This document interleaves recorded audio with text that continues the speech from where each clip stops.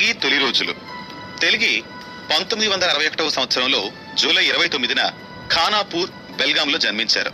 అది కర్ణాటక రాష్ట్రంలో ఉంది. అబ్దుల్ కరీం లట్సాబ్ తెలుగి ఈయన పూర్తి పేరు.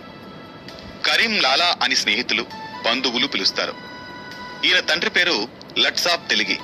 ఈయన తల్లి పేరు షరీఫాబీ లట్సాబ్ తెలుగి. ఈయనకిద్దరు సోదరులున్నారు. వారి పేర్లు అబ్దుల్ రహీం తెలుగి, అబ్దుల్ అజీం తెలుగి. ఈయన తండ్రి భారతీయ రైల్వేలో 4వ క్లాస్ ఉద్యోగిగా పనిచేశారు. వీరిది మధ్యతరగతి కుటుంబం. అబ్దుల్ కరీంకి 8 సంవత్సరాల వయసులో తన తండ్రి డయాబెటీస్ కారణంగా చనిపోయాడు. పెన్షన్ గా వచ్చే 60 రూపాయలు కుటుంబ పోషణకు సరిపోయేది కాదు. కాబట్టి అబ్దుల్ కరీం, అతని ఇద్దరు సోదరులు సమీపంలోని అడవుల నుండి చెర్రీస్, మల్బరీస్ వంటి పండ్లను సేకరించేవారు. 1970లో ఖానాపూర్లో ఆగిపోయిన రైళ్లలో ప్రయాణించే ప్రయాణికులకు తమ పండ్లను ప్యాక్ చేసి అమ్మేవారు. పండ్లతో